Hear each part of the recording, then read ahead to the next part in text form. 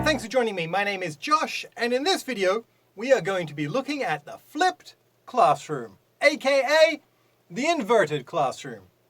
This video is specifically for educators and parents who want to know a little bit more about this somewhat new approach to education. This video is going to follow the following simple format. First, I'm going to explain what the flipped classroom is. Second, I'll explain the strengths and potential learning outcomes for your students. Then we'll look at the weaknesses and drawbacks. We'll go through the 3 stages of the flipped classroom. And finally, we'll look at some best practices for those wishing to or already implementing the flipped classroom with their learners. So let's begin. What's the flipped classroom? Well, the flipped classroom, we can look at it like this. The traditional knowledge transmission approach, which involves a teacher lecturing, explaining something on the board, or giving a reading to the students, and then walking around to make sure the students are reading, that traditional knowledge transmission, or if you're a student, knowledge acquisition phase is moved outside the classroom via videos or hand-picked readings. That's done outside the classroom. Then, the traditional homework section, the activities and assignments and problem solving, that's done inside the classroom. So we're just flipping the classroom. Key thing to remember for educators is the in-class learning should be active and should also involve a review stage at the start, which can be done via a micro lecture or a mini quiz, so we know what the learners have actually learned from their out-of-class learning. The other thing you need to remember is the out-of-class learning is meant to be tailored. It's not just here's a random video on a topic. I didn't watch it myself, but it had history in its title, so we're studying history. No, you have to be purposeful, okay? Anyway, I digress. We'll get to that soon.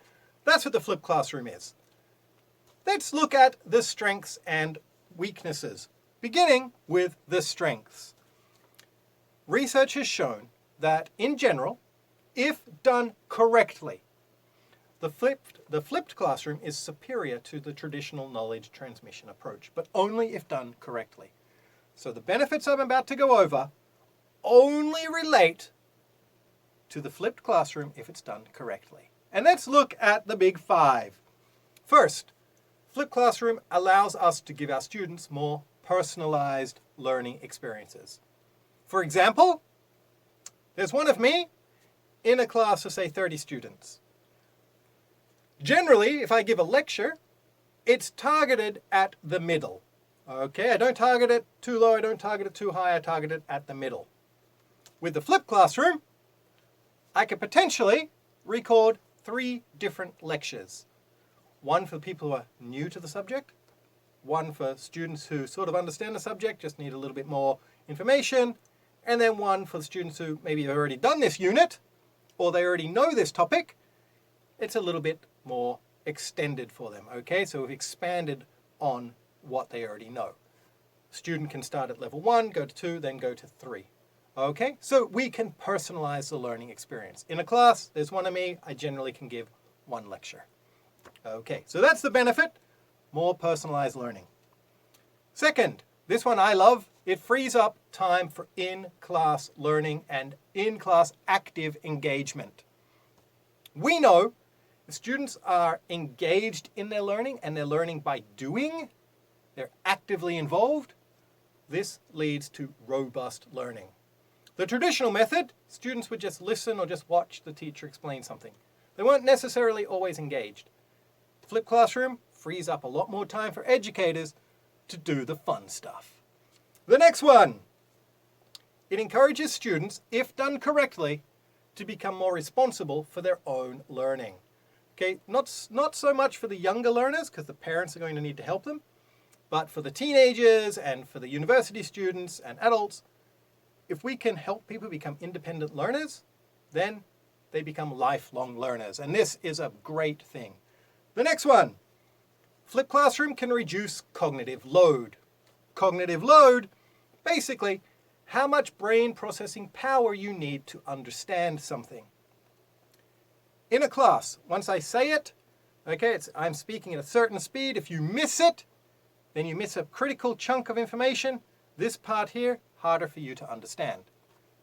Flipped classroom, I can reread. There's no time pressure. I can re-watch, slow down, rewind, pause. So it reduces the cognitive load, which makes learning easier.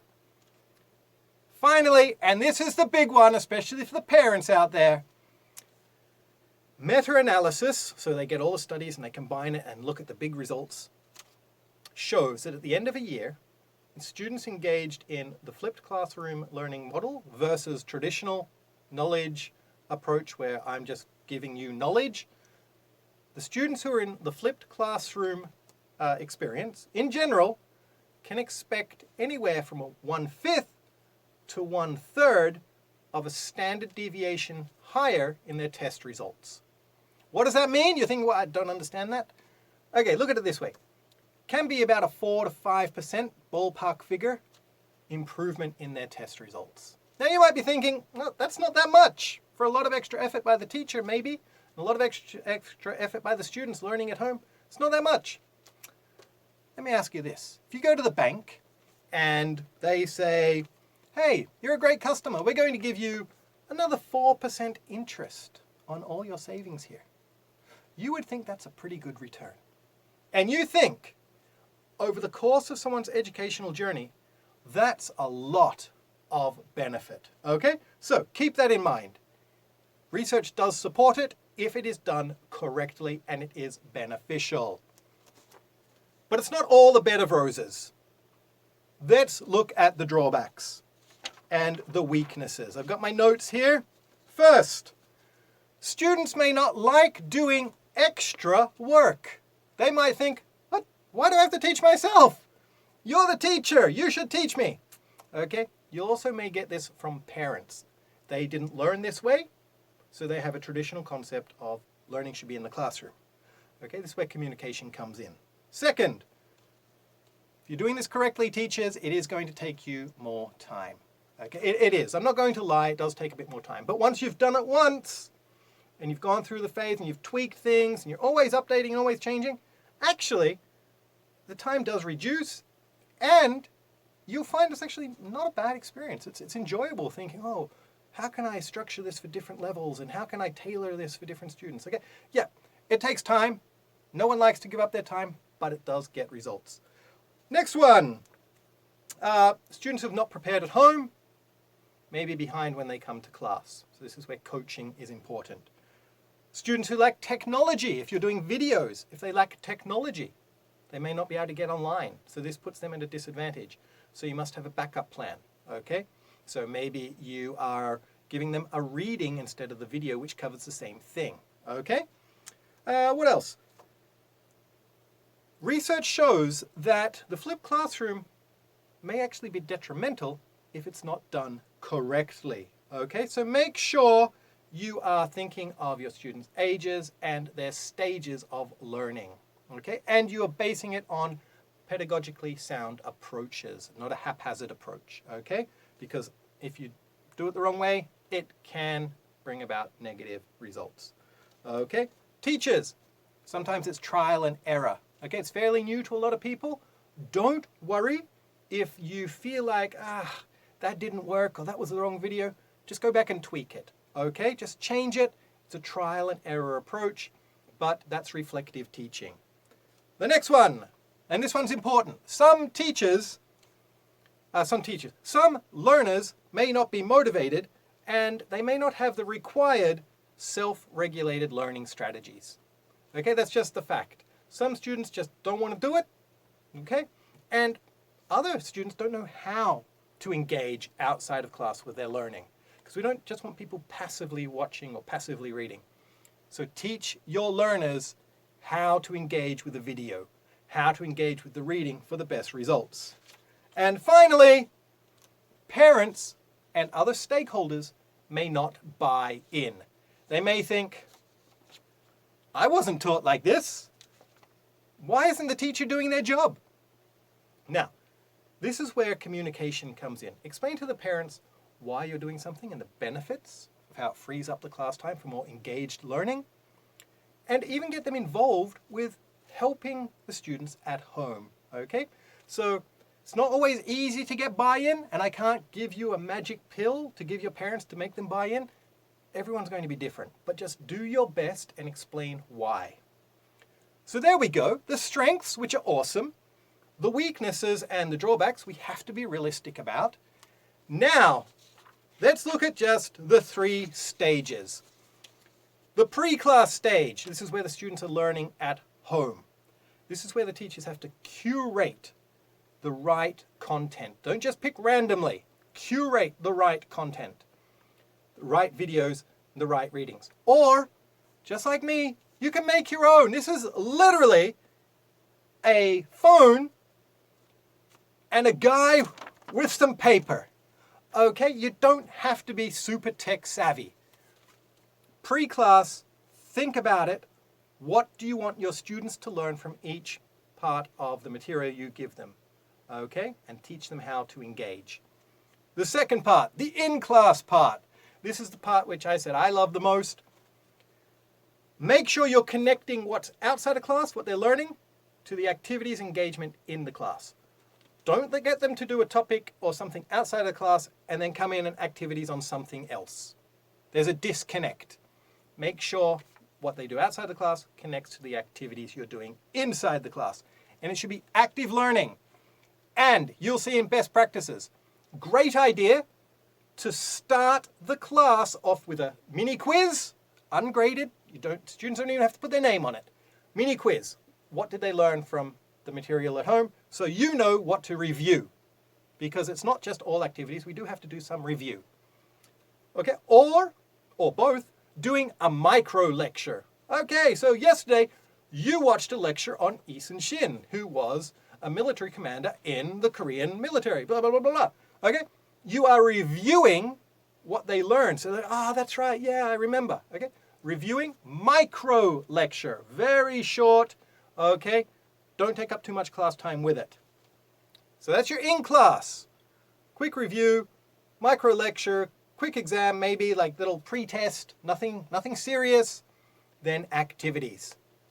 Finally, we've got the post-class, where they may have something to read or watch, which solidifies what they've learned, or some sort of formative assessment, where they can just do it at home, bring it in, the teacher can go, okay, yep, they did learn that. Oh, most students didn't understand that. I'll quickly go over that again.